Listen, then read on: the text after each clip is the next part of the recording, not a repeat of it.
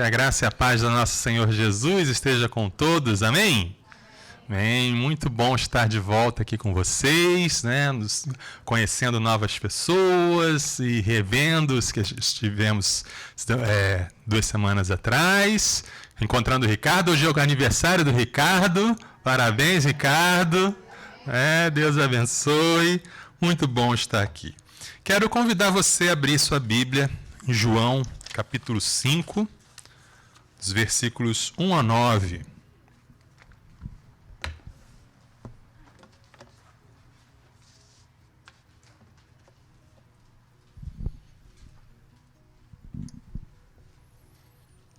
Evangelho de João, lá no Novo Testamento, Mateus, Marcos, Lucas, João, capítulo 5, versículo 1 até o versículo 9.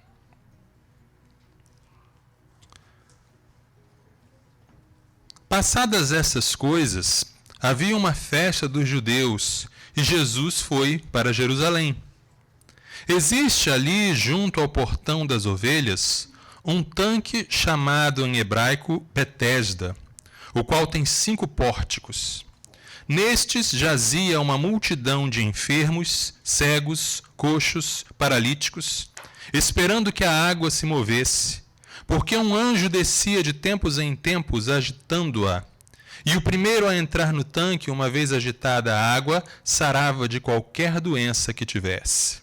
Estava ali um homem enfermo, havia 38 anos. Jesus, vendo-o e sabendo que estava assim havia muito tempo, perguntou: "Você quer ser curado?"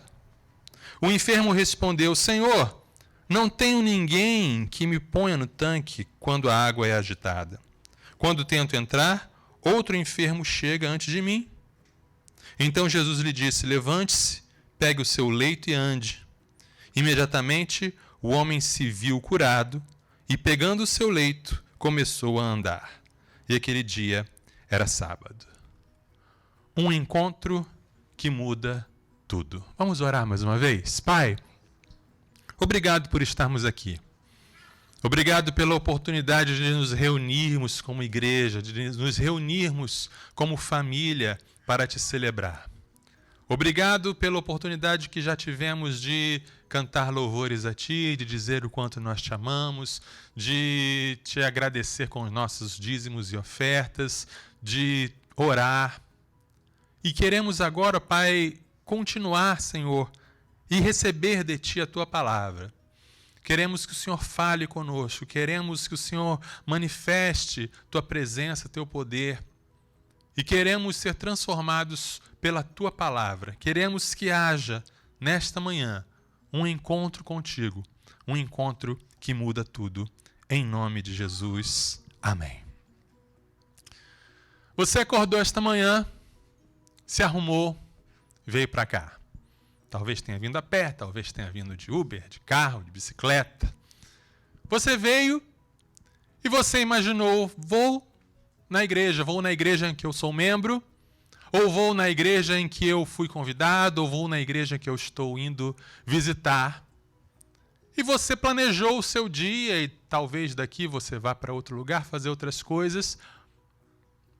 Mas você nunca acorda de manhã e você pensa: hoje a minha vida vai mudar completamente. Hoje a minha vida vai ser totalmente transformada. Normalmente a gente não pensa isso.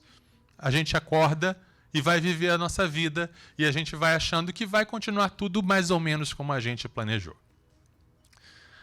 Essa é a história de um homem que também acordou e foi viver o dia dele. Só que o dia a dia dele não era um dia a dia legal. Era um dia a dia de humilhação, era um dia a dia de esperanças frustradas, era um dia a dia de necessidade e dor. Era um homem paralítico que todos os dias alguém levava até um determinado lugar, esperando um milagre acontecer. E mais uma vez aquele dia, levaram ele até aquele lugar e o deixaram lá. E ele ficou esperando. Mas eu acho que ele não imaginava que a vida dele pudesse mudar da maneira que mudou naquele dia. Hoje nós vamos falar sobre um encontro que muda tudo. É um encontro com Jesus. E esse encontro com Jesus, ele pode acontecer com você que ainda não teve uma experiência pessoal com Jesus e vai ser sua primeira vez. Ou pode ser com você que já é um cristão há muitos e muitos anos. Porque você que já é cristão, você também pode ter um encontro com Jesus. E esse encontro com Jesus também muda tudo. E esse encontro com Jesus pode mudar a sua vida. Esse encontro com Jesus, em primeiro lugar, é um encontro pessoal. Não importa o tamanho da multidão, Jesus sempre vai se encontrar com você no pessoal, no individual. Já parou para pensar? Nós lemos a história. Havia ali um tanque, havia ali um lugar chamado Betesda, onde havia um tanque com água, e uma grande multidão de doentes ficava ali naquele lugar, porque eles esperavam um milagre. O texto nos conta que um anjo descia, agitava aquela água, e a primeira pessoa que pulava naquela água sarava de qualquer enfermidade. Alguns estudiosos do texto bíblico dizem que talvez não fosse um anjo mesmo que descesse ali, mas que aquela água, ela tinha, sabe aquelas fontes medicinais, aquelas águas medicinais, e que de vez em quando alguma bolha de ar subia e agitava a água, então o povo acreditava que realmente que o anjo descia, mas não era um anjo. Outros estudiosos dizem, não, era realmente um anjo que Deus mandava para curar. Mas o que importa é que aqueles milhares de doentes, aqueles milhares de enfermos estavam ali esperando uma cura. Alguns cegos, alguns aleijados, alguns com outras enfermidades. E aquele homem estava ali há 38 anos esperando. Será que hoje vai ser a minha vez? Mas ele nunca conseguia, porque sempre que a água era agitada, outros com deficiências menores, talvez, outros que talvez estivessem aleijados só de um pé ou só de outro, ou que fossem cegos, conseguiam se jogar na frente dele e não havia ninguém que tinha pena dele e o lançasse ali. Mas nesse quadro, uma coisa interessante é que Jesus chega. Quantos doentes haviam ali? Milhares, uma multidão. Quantos Jesus curou? Um. Será que se você estivesse lá, você não iria criticar Jesus? Puxa, Jesus, com uma palavra sua, o senhor podia ter curado essa multidão toda, o senhor curou um só? Que mesquinharia! Talvez a gente dissesse isso. Talvez a gente dissesse, isso é uma missão de socorro, Senhor. Está lá no código de ética dos profissionais de saúde. Você tem poder para curar todo mundo e vai curar um só e volta para casa e diz que o seu dia já terminou? Não é assim não. Olha a fila do SUS, como é que está? Talvez a gente dissesse isso. Mas o fato é que Jesus trabalha na individualidade. O fato é que eu não sei o que Jesus tinha para fazer na vida dos outros doentes. Não sei o que Jesus fez antes ou depois na vida de cada um deles. Não sei se o que Jesus tinha para fazer na vida dos outros era cura ou era alguma outra coisa. O que importa é que Jesus estava ali para tratar com aquele doente específico. E assim é sempre. Aqui nós temos 30 pessoas, 40. Jesus quer tratar com você na individualidade. Ele não está tratando com os 40. E o que ele tem para tratar com você é diferente do que ele tem para tratar com você. Talvez ele tenha cura para ministrar na sua vida, talvez ele tenha salvação para ministrar na sua, talvez ele tenha uma palavra de estímulo para você, talvez ele tenha uma palavra de correção para você. É sempre individual, é sempre pessoal. Jesus não trabalha no atacado, ele trabalha no varejo. Ele conhece o seu nome, sobrenome, RG, ele conhece o seu código de DNA. Conhece você na intimidade, ele trata com você na intimidade. Às vezes, na verdade, a multidão até atrapalha. Nós lemos, por exemplo, aqui nessa história, aqui nessa narrativa. Todos estavam atrás da bênção, mas ninguém queria ajudar o outro. Ninguém, durante 38 anos, pensou assim, puxa vida, fulano está aqui há tanto tempo, a água agitou, vamos jogar ele na água primeiro? Não. Cada um da multidão estava pensando só em si. Existem comunidades que são assim, são como Betesda. Eu vou para lá porque lá é o lugar da bênção. Eu vou encontrar a bênção. Mas eu quero a bênção para mim, não quero a bênção para ninguém mais. E aí nessa busca pela bênção individual, você nem olha para o outro.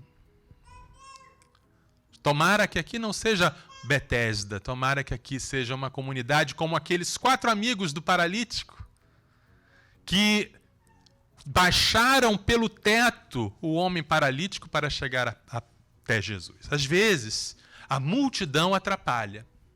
Às vezes, a multidão de seguidores atrapalha. Tem muita gente ferida, magoada e decepcionada com a multidão dos seguidores de Jesus. Mas Jesus, ele trata no pessoal. Jesus quer tratar com você. Jesus quer falar com você e quer trabalhar questões com você hoje.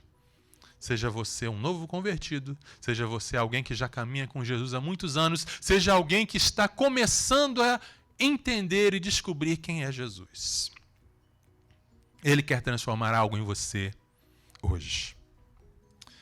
Um encontro com Jesus, um encontro que muda tudo, é um encontro surpreendente. É um encontro que muda as nossas expectativas e vira as nossas expectativas de cabeça para baixo. Qual era a expectativa daquele homem, daquele paralítico? A expectativa dele, no máximo, era ele conseguir que alguém o jogasse na água quando a água fosse agitada e aí ele ficaria curado. A expectativa dele estava na água. A expectativa estava no tanque. É aqui, é daqui que vai vir a minha cura. A água vai ser agitada, alguém vai ter pena de mim, alguém vai me jogar na água e aí eu vou ser curado pelas propriedades miraculosas da água. Foi assim que aconteceu? Não. Jesus não precisou de água, Jesus não precisou de anjo, Jesus não precisou de tanque. Jesus apenas disse, levanta, toma o seu leito e anda. E ele andou e foi curado. Jesus, ele tem essa característica peculiar de sempre surpreender, de fazer aquela coisa que a gente menos esperava e agir de jeitos que a gente nem sonhou. Às vezes nós colocamos a nossa expectativa em certas coisas e pensamos, é daqui que vem a minha cura, é daqui que vem a minha solução, é daqui que vem aquilo que eu preciso, é nesse lugar, esse é o meu tanque de Betesda. E Jesus diz, não é por aí, você não precisa disso. Às vezes nós queremos dar ordens a Deus sobre o que e o como. A Bíblia conta a história de um homem chamado Naamã. Ele era um alto oficial do exército sírio e ele era um homem rico, poderoso, corajoso, porém doente, leproso. E ele fica sabendo então que havia um profeta em Israel e ele vai até esse profeta para que o profeta o cure. E o profeta manda um recado para ele. Antes dele chegar na casa do profeta, o profeta diz, vai até o rio Jordão, mergulha 7 vezes no rio e você vai ser curado. Aí Naamã ficou irritado, ficou bravo. Ele falou, imagine, eu pensei que o profeta ia vir me atender, ele ia impor as suas mãos sobre mim, ele iria invocar o nome do Deus dele e eu seria curado. Ele já tinha o roteirinho pronto de como o profeta deveria fazer. A gente não é assim também? Deus, olha, eu preciso passar nesse concurso e tem que ser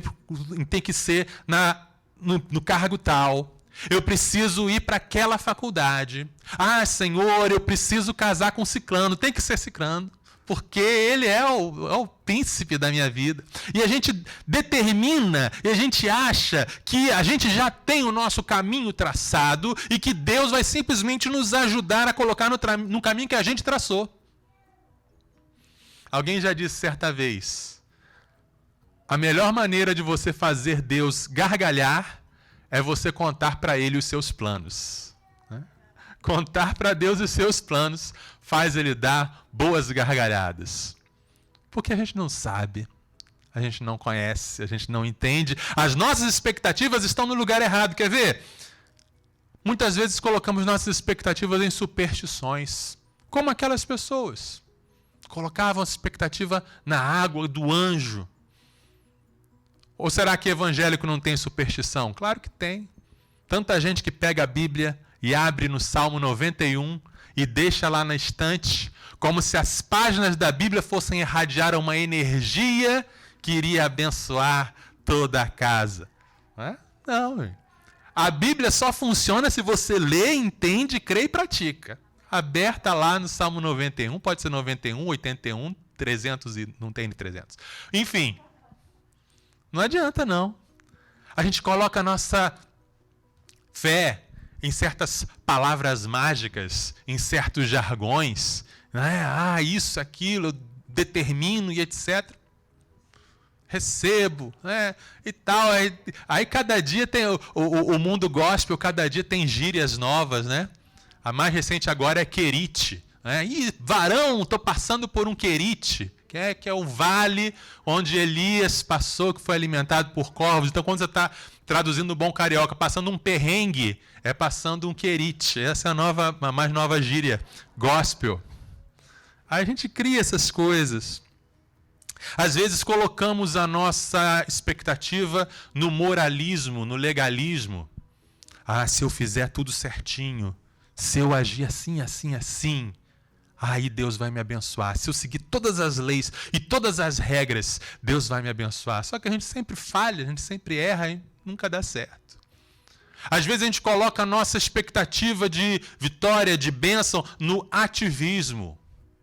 Vou trabalhar bastante na igreja, vou fazer bastante atividades, que aí Deus vai se agradar de mim. E aí eu vou me ocupar sempre nas atividades da igreja, porque isso é o que Deus quer.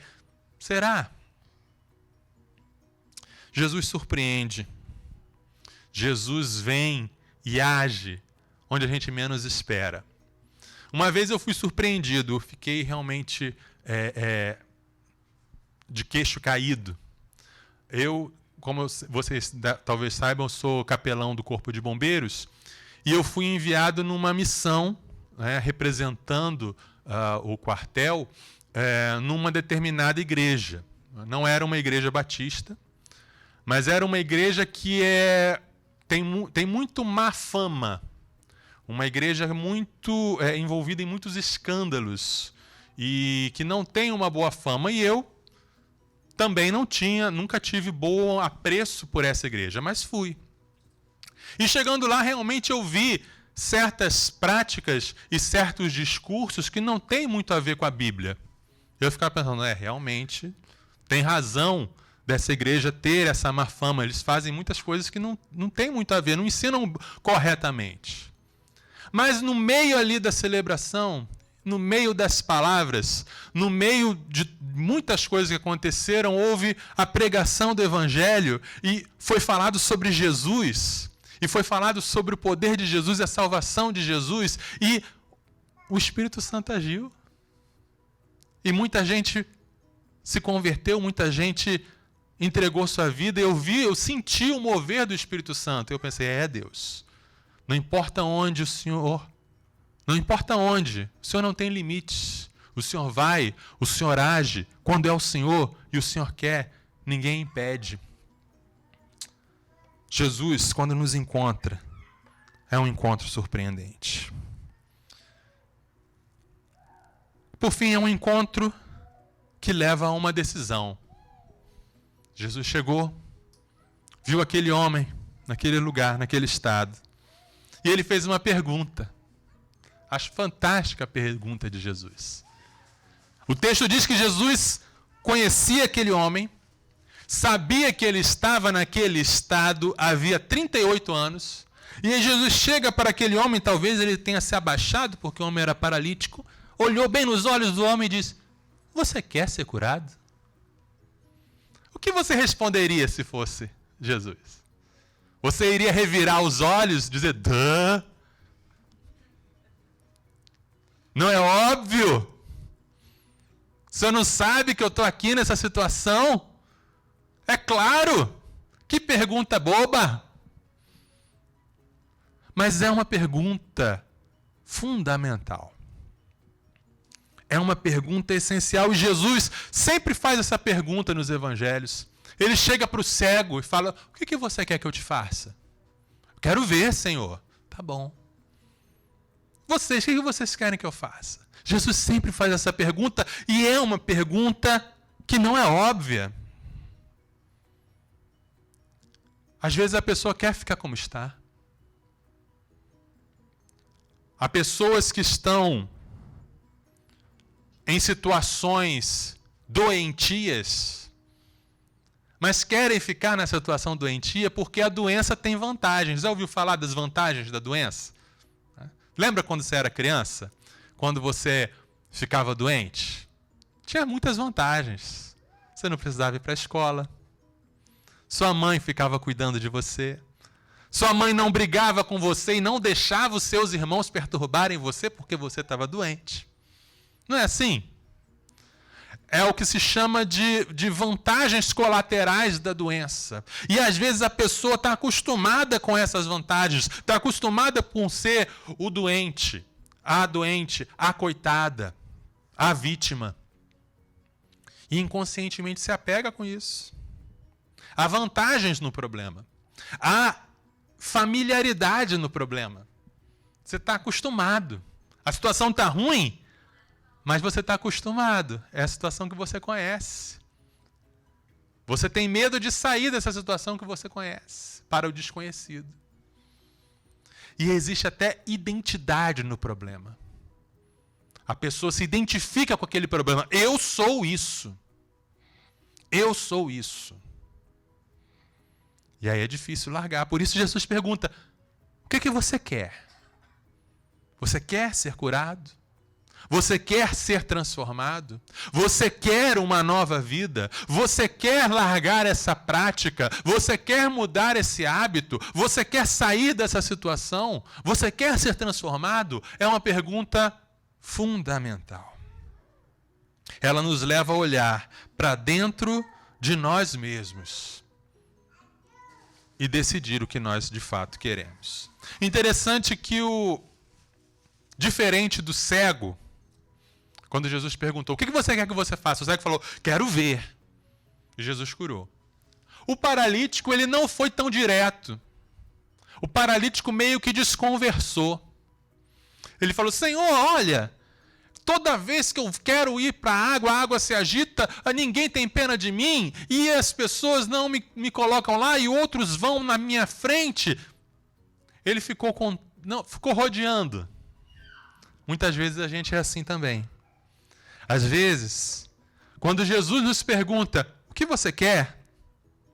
Ficamos mais interessados em listar nossas impossibilidades do que em responder a pergunta. O que você quer? Ao invés de você dizer o que você quer, você fica dizendo: Senhor, não posso fazer isso porque tem isso. Não posso aquilo lá porque fulano atrapalha. E tem aquilo lá outro, mas, Senhor, olha o estado do nosso país como está. E a gente fica só listando as impossibilidades, as dificuldades. E ele talvez fique ali esperando você terminar, olhando o relógio dele lá, celestial. Já terminou? O que você quer? O que você quer que eu te faça? Qual é o desejo do seu coração? Qual é a necessidade da sua alma? O que você quer? Mas o interessante é que mesmo a resposta do homem não sendo perfeita, Jesus falou: levanta, toma o seu leito e anda. E Jesus o curou. Jesus não precisa de uma resposta perfeita. Jesus precisa de fé.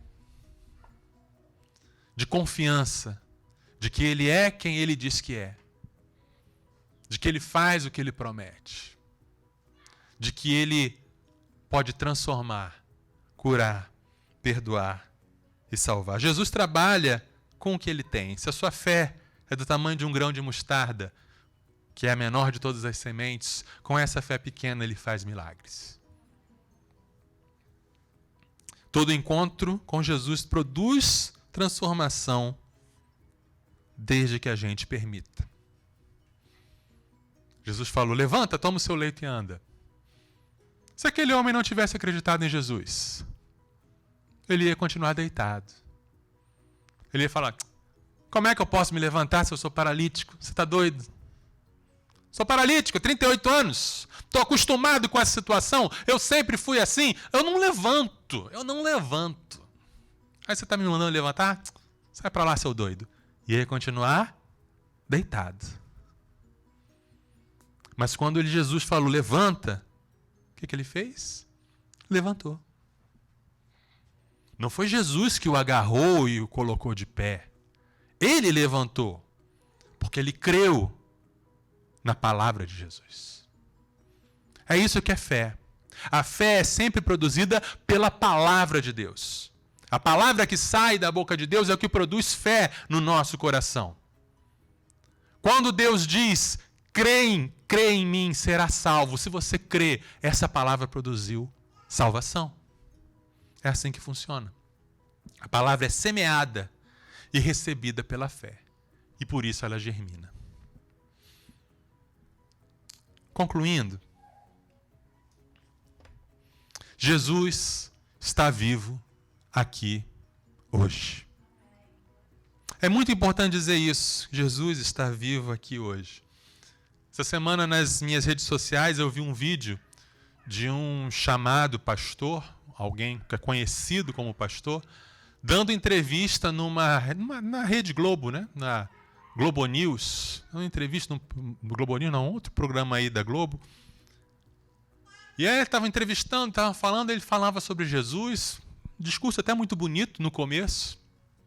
Ele dizia: não, porque Jesus foi alguém que foi humilhado, foi perseguido, foi torturado, foi preso por amor, pelo sistema opressor e foi morto. Ele morreu. Mas a esperança do povo era tão grande que começaram a dizer que ele ressuscitou. Já? Foi isso que esse pastor disse. Mas não foi assim. Não foi a esperança do povo que fez eles dizerem que ele ressuscitou. Foi a ressurreição de Jesus que fez o povo ter esperança. Porque a ressurreição de Jesus é um fato histórico. Ele de fato ressuscitou. O túmulo de fato estava vazio. Quando a gente fala Jesus está vivo, a gente não está dizendo ele vive no meu coração. Não! Ele vive mesmo. Porque ele vive mesmo, ele também vive no meu coração. Ele está vivo, ele está aqui e ele quer se encontrar com você. E ele quer transformar você. O que é que você quer? O que é que você precisa? É salvação? Você ainda não recebeu o perdão de Jesus em sua vida? Você ainda não sabe para onde você vai depois que você morrer? Jesus te dá salvação. É santificação? Você está preso em pecados, em padrões de comportamento errados, em vícios. Você quer se libertar? Ele dá a libertação. É paz, você tem se sentido oprimido, angustiado, entristecido. Você está sentindo o peso de várias coisas e ele quer te libertar, e ele pode, e ele vai te libertar. O que é que você quer? O que é que você precisa? Ele está vivo, ele está aqui hoje, ele quer encontrar com você e, pela sua fé, transformar a sua realidade. Feche seus olhos, abaixe sua cabeça e fale com Jesus agora. Eu quero que essa conversa seja bem pessoal. Creia que ele está aqui. Fale com ele aquilo que você quer ver transformado, aquilo que você quer ser mudado. Diga: Jesus, eu não imaginava que eu ia ter um encontro contigo hoje, que coisa fantástica, mas aqui estou eu, aqui está o Senhor. E ele te pergunta: o que você quer que eu te faça? Aí você fala. Vou dar uns minutos aí para você conversar com ele.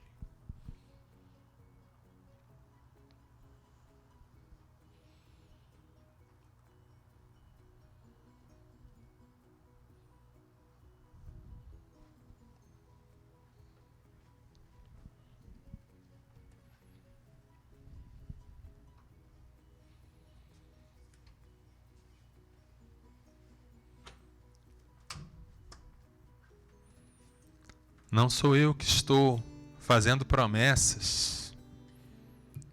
Não sou eu que estou dizendo: você vai receber isso, você vai receber aquilo, você vai ser curado ou curada.